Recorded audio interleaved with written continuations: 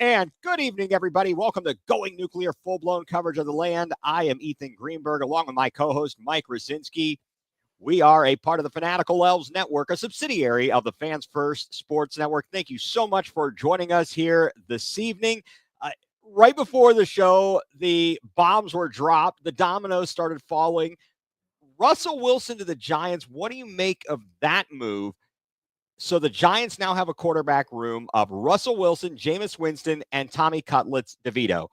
And they're sitting at the number 3 pick right now in the upcoming draft here in just about a month.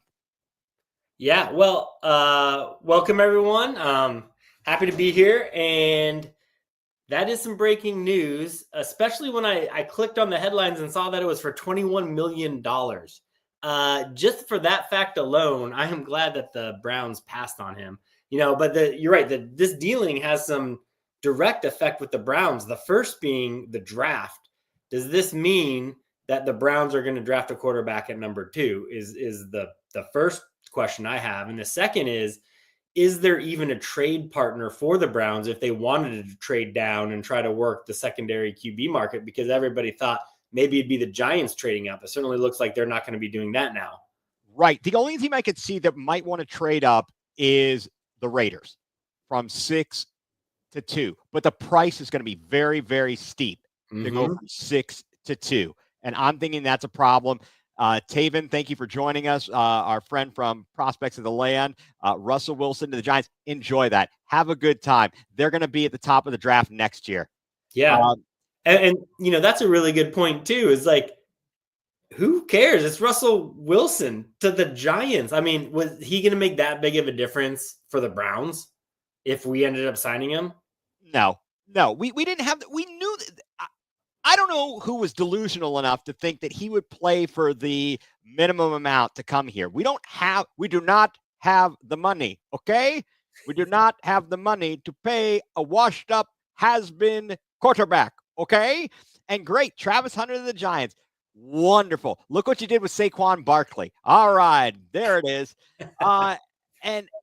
Apparently it doesn't rule them out looking at a quarterback in the first round. Okay. That's a great idea. It doesn't rule out, let's see, the Steelers need a quarterback. So are they going to trade up?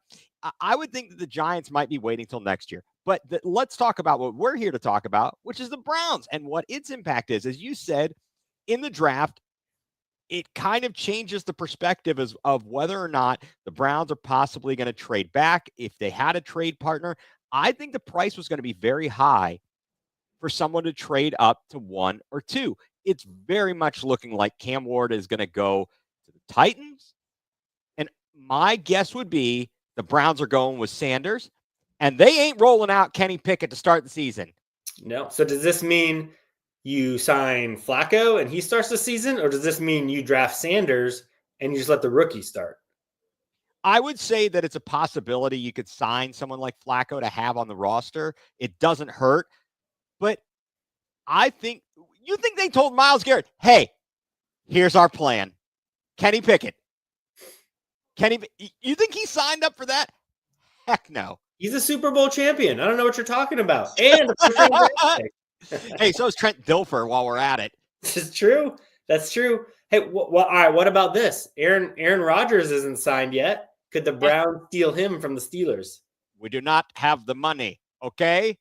He isn't signing some minimum deal. He's going to the Steelers to ruin them like we talked about with Matt Fontana. I could see a world where the Browns, Haslam being as desperate as he is, does something desperate yet again and figures out a way to sign Aaron Rodgers.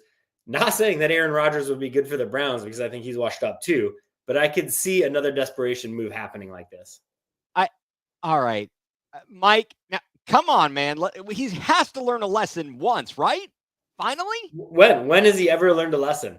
I don't know. I mean, like, he's fighting the fans to move the Browns to Brook Park when most people don't want that. Well, now wait a second. Where's that scientific data? Is that the 57% from Channel 19? Yeah, from the Akron Beacon Journal. The 57. Okay, are these 57% of the people? I'd like to know the error, the margin of error, and the people that were surveyed. Are those people who are regularly attending the games? I didn't see the poll. Are you talking about alternative facts here, Ethan? This is fake news, Mike. This is fake news. No, I don't know, but I look. It's you know what it is about? It's about the money. It's about Yeah. money, and Justin Bibb and wants to save face because he doesn't want to look like a clown show out there because they couldn't do squat with the lakefront and they have no plan. They have no plan for the lakefront. If that stadium is gone and they're a bunch of jackalopes, they've done this for 30 or 40 years or however long it's been, they have no plans. They're useless. Yeah. So I don't disagree with you, but back to the quarterback talk. Yes. Do you think there could be a world in which this benefits the Browns, in which now, since the Giants may not trade up with the Browns, it makes a team further back in the draft, like you said, the Raiders, or I'll just say the Steelers, even though I don't think they'd make a deal with the Browns, to give up even more to come to number 2 to get a Sanders, knowing that there's no, legitimate quarterbacks left in free agency. Right. I don't think I think that there is a there were some connections that I had read about for the Saints, and I'll be darned whether it was Jackson Dart, possibly. I don't believe it was Quinn Ewers. I'm thinking that Dart was who I had read might be a possibility in New Orleans. Because they certainly need a quarterback. I don't see any veterans out there that are going to make any big difference anywhere. And their teams are going to reach.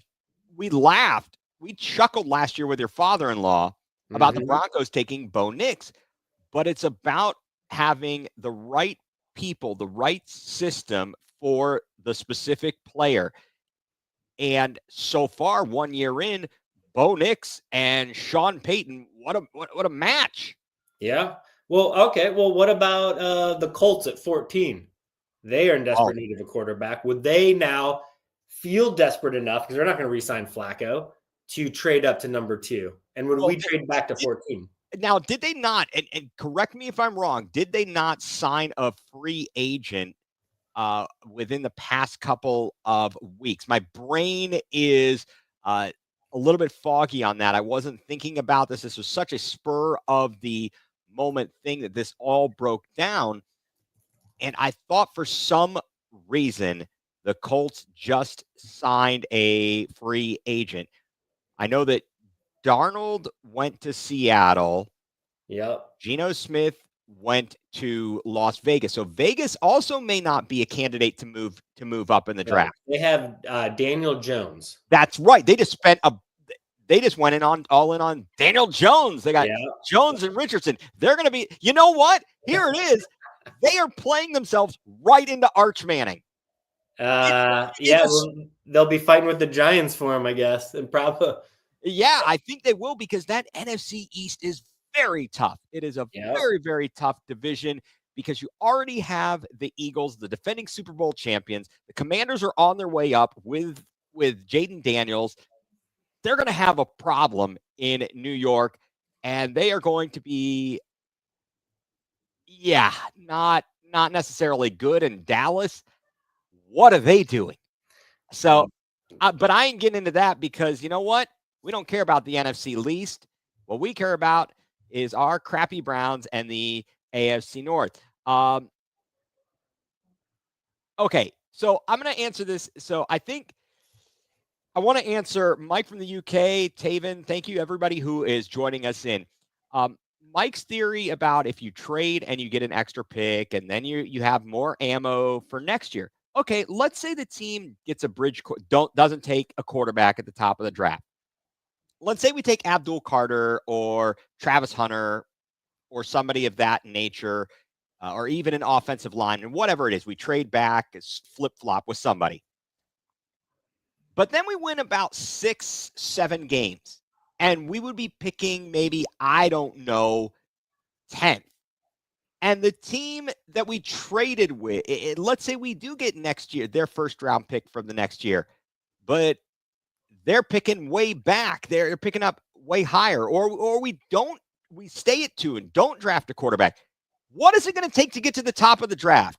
And how many of the quarterbacks that we are thinking are going to be amazing in next year's draft are going to turn out to be big piles of hot, steamy dog do? Then what do Yeah. you do? Yeah, I don't like that theory either, because you never know how the next year's draft class is going to turn out. You can project all you want, but it's too far away. Right, because we all thought Quinn Ewers is going to be great. We all thought that who was the Carson Beck? He's back in college. Yeah. So no, do not miss your opportunity. Take a quarterback. Take a quarterback and roll with it. If we suck in 4 years, we suck in 4 years. I'm not going to risk not missing, be like, oh, I'm going to take this guy and get stuck with this second-hand quarterback that nobody else wanted and being mediocre. Find me a quarterback, okay? Okay, that's what I want, to find me a quarterback. And I do think that the way things are kind of falling, the chips are landing where they are. I would honestly believe that this sets up for the Browns to pick a quarterback at 2. It will likely be Sanders that is available after Ward goes, and then that you'll roll with him. They probably will pick up another quarterback to add to the room because you can't just have Kenny Pickett. You have to have another arm in there. Maybe we'll bring back Kellen Mond. Flacco Fever. Or Flacco. I'm fine with it. As we talked about, I wonder if he kind of reached that point where he was successful, and then it was like he turned back into a pumpkin. I'd take him. I like him. I enjoyed it. It was fun. We won. Yeah. It was good time. Let's see what happens. We shall see what happens. And so we are going to let that one simmer here a little bit. And I'm presuming in the next few days or by next week, we will have more to discuss on that. We are going to take a brief timeout here. You're tuned into Going nuCLEar, full-blown coverage of the land.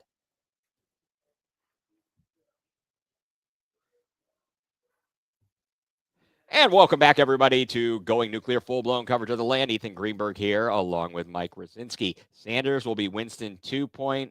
Oh, you said Sanders didn't throw that many interceptions, and he's not praying for God to deliver him from pick sixes either. All right, so we are doing a little bit of an abbreviated show here today. The Cavs are back in action tonight in Portland, Mike. They snapped the 4-game losing skid on Sunday. They beat down the Jazz, which they should have done, but it wasn't easy. It was a struggle at the outset. Kind of, where are you at with the Cavs right now?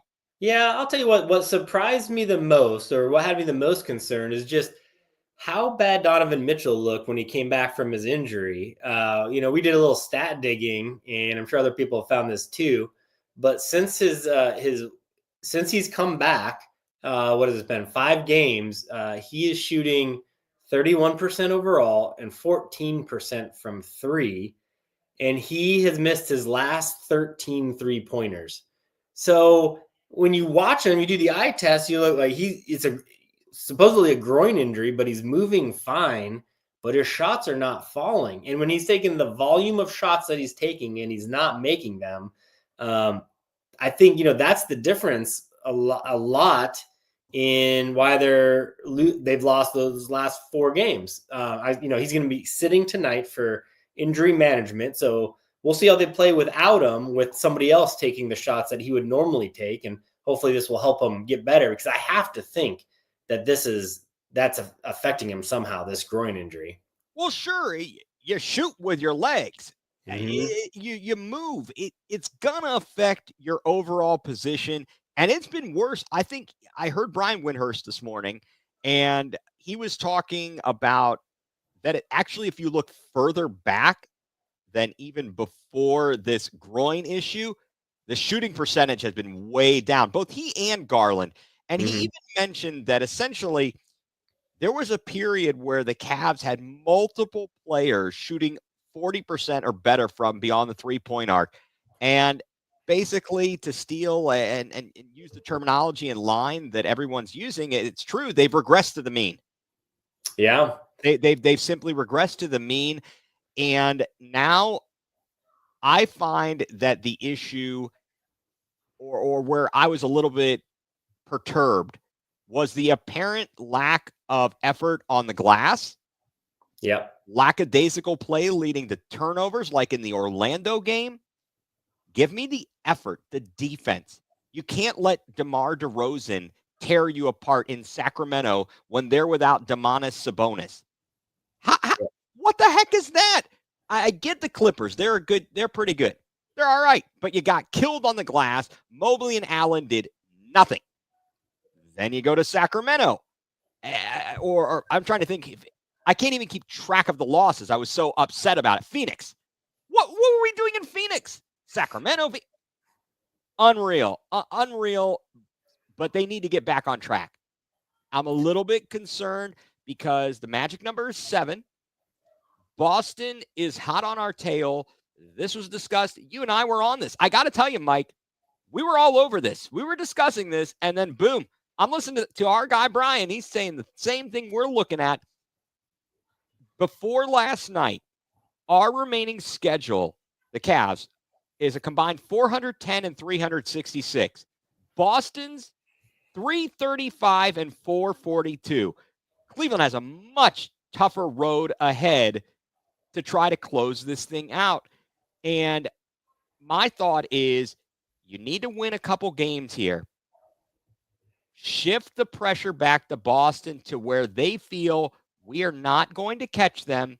Let's rest some guys, considering Jason Tatum might be missing some time after he landed on Sabonis's foot last night in a win over Sacramento.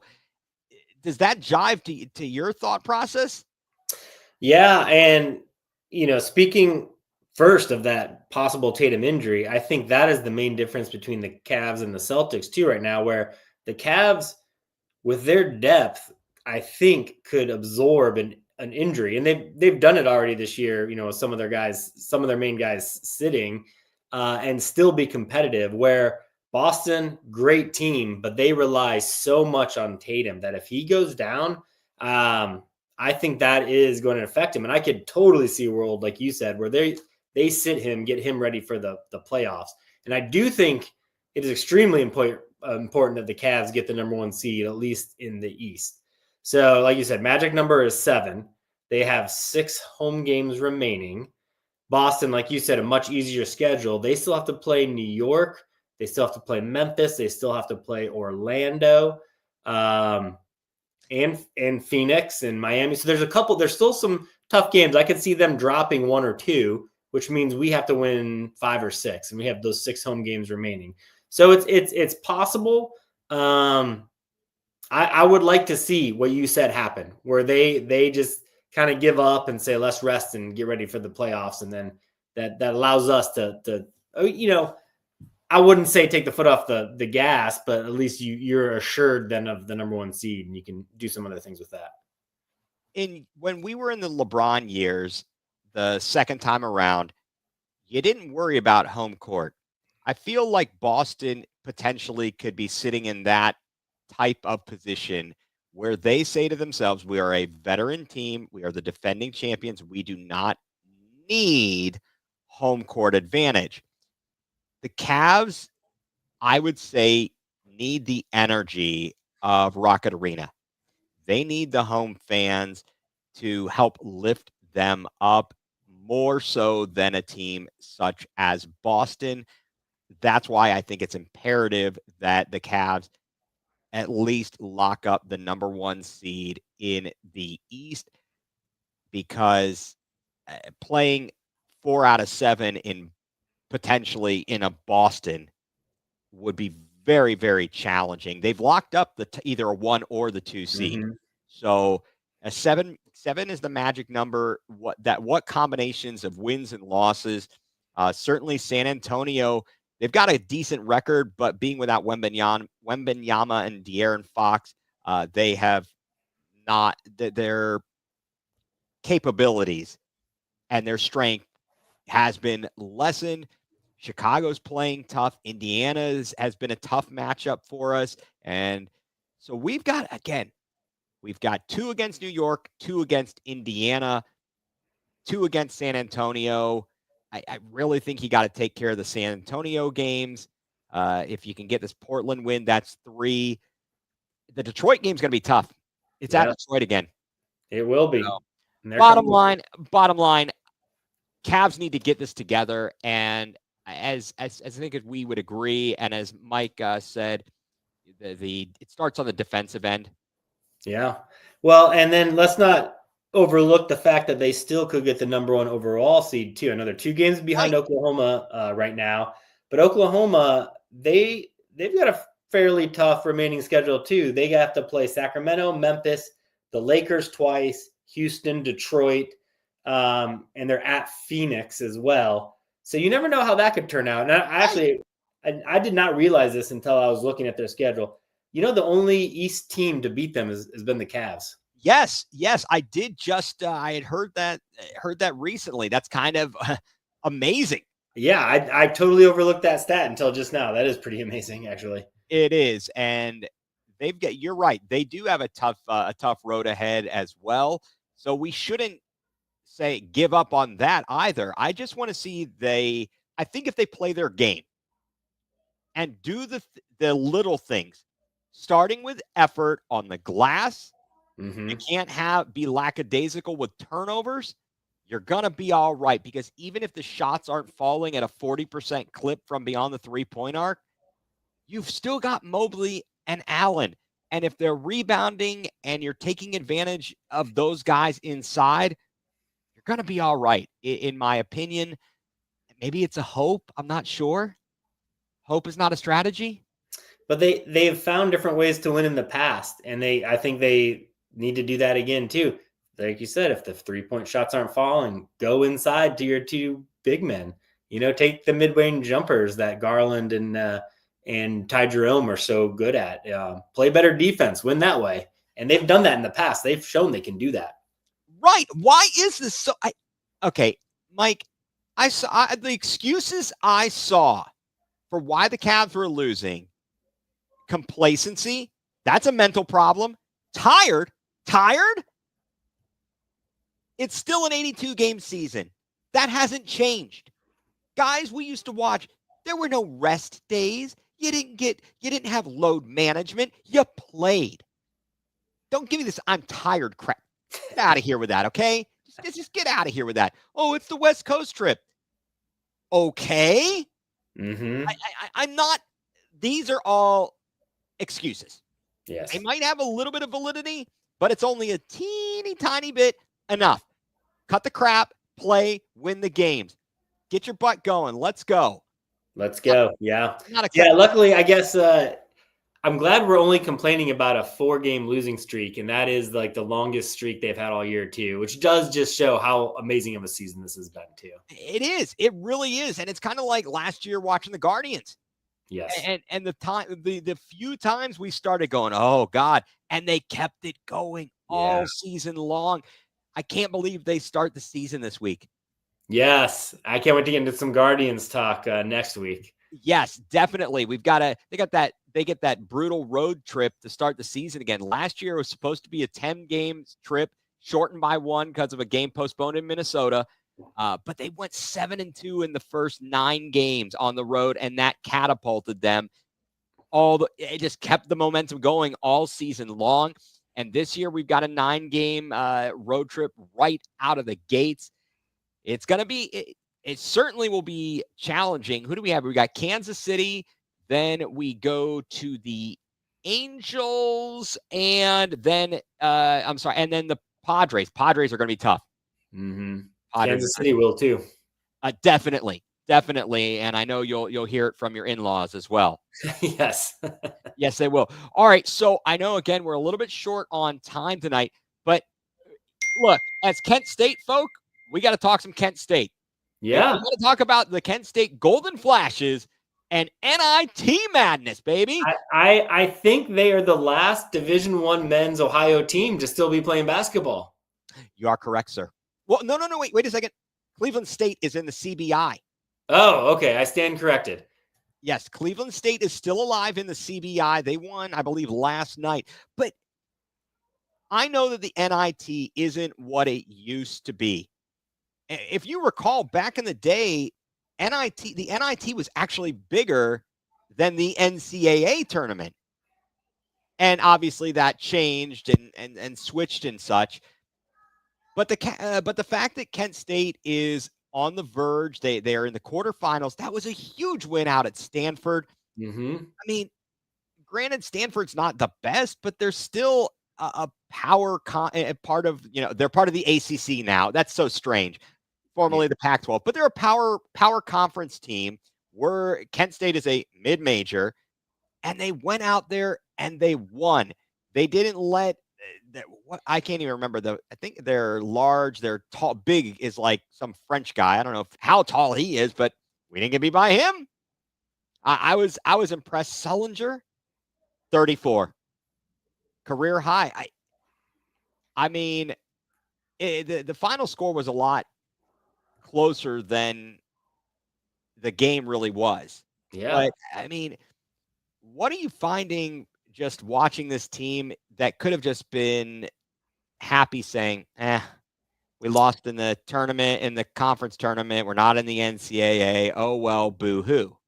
Yeah, and the fact that both of their wins against St. Bonaventure and Stanford have been on the road too, and those are not easy road trips, to go to. You're flying from one part of the country to the other side of the country, and now tomorrow they're going to be playing in Chicago when they play Loyola. So again, on the road, but just like you said, they disappointing end to the MAC tournament. But then to go out and just to have this success too, essentially the Elite Eight of the NIT. And you never know, like these younger players are getting a taste of some tournament basketball. And, hopefully this breeds some confidence for them for next year too. It seems like whenever they make the tournament in the past too, they've had successful follow-on seasons. So that'd be great to see this build into something for next year. It sure would. As you and I had chatted about, 99, they make their first ever NCAA tournament. They get knocked out of the MAC tournament the following year, go to the NIT. They reach the semifinals, lost to Penn State they went to the quarterfinals, lost to Penn State in the quarterfinals. The next year, they get their first ever NCAA win, lose in the second round. And the year after that is when they made their run to the Elite Eight. More recently, they did have another run to the quarterfinals in which they lost as well. Actually, kind of funny enough, Mike, as I discovered, both times that they've lost in the quarterfinals in 2000 and in 2011, the final score, 81-74. They lost to Penn State, then they lost to Colorado. Let's not make it a third time. Loyola kind of has followed in the path of Kent State. They've been a fantastic story, a Cinderella Final Four in 2018 as an 11 seed. Kent was one win away from making the Final Four as a 10 seed. Mm-hmm. But they have done very, very well. Are you more worried about Loyola Chicago, the team, or Sister Jean? Yeah, well, I guess how can you not be worried about Sister Jean? Yeah, I'm not sure. I know we're going to have to watch out for Jaden Dawson, their 6'4" tall junior guard. He put in 35 in their upset win at San Francisco. So we will be looking forward to that tomorrow night. And we'll have to bring it on back next week and kind of recap what happens there, recap what happens further in the NFL moves. The Guardians will be underway. It will be a lot to cover. So again, sorry, folks, it's going to be a little bit of an abbreviated show. Mike, do you have anything that has you going nuclear this week? Just to stay on the same theme, can I say that like how Stanford's in the ACC just has me going nuclear? That is just dumb. It's stupid, and I hate conference realignment. It's all about the money. Yeah. And and money. Amazing how money is ruining college sports. It started with this NIL deal a few years ago. The NIL is ruining college sports. Conference realignment's ruining college sports. So that's what has me going nuclear tonight. Yeah, I feel bad for the athletes that they were so limited in. They weren't even allowed to work and all that kind of nonsense. And then it was these archaic rules with you can have a bagel, but you can't have a bagel with cream cheese. or so, whatever that was. I think that was a UConn player talking about that years ago. Yeah. And that's crazy, but it's gone to the opposite end of the spectrum. That is also problematic, like you said. Well, what has me going nuclear, Mike, is people who decide to post a bunch of crap on social media, and it gets picked up, and creates a media frenzy, and it's not verifiable, and arguably most of the times it's actually false. It's not even something out of context. As you might have seen yesterday, there was a post by someone who said they were at this conference, a business conference, and I think it was called ProMate, if I looked it up correctly. But Deion Sanders was there, and somebody asked in the crowd, "Oh, where do you hope Shador ends up?" Well, we hope he ends up in New York as a Giant. And today, and again, there was no video of it other than a still photo posted of Deion. There was no video of it. And today, Deion responded and said, "That's a lie.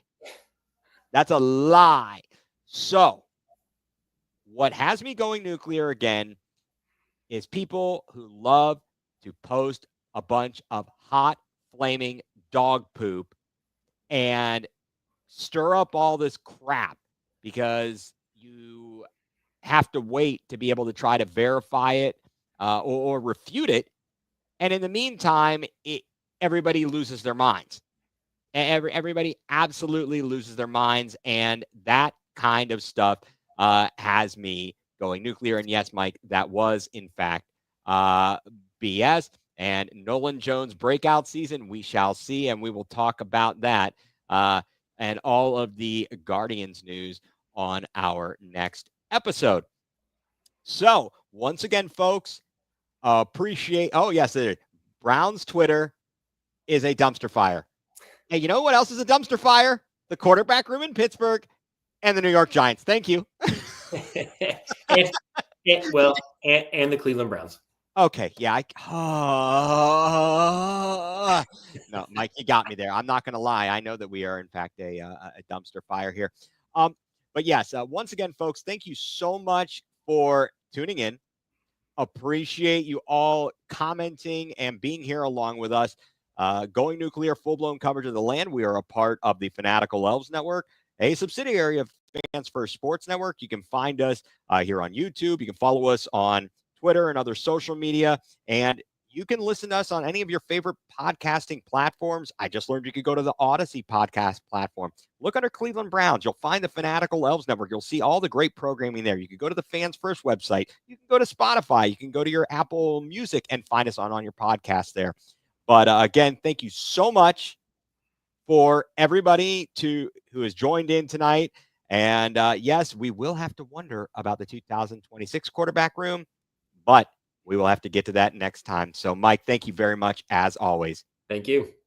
So, for Mike Rasinski, I'm Ethan Greenberg, and you have been tuned in to Going Nuclear, full-blown coverage of the land.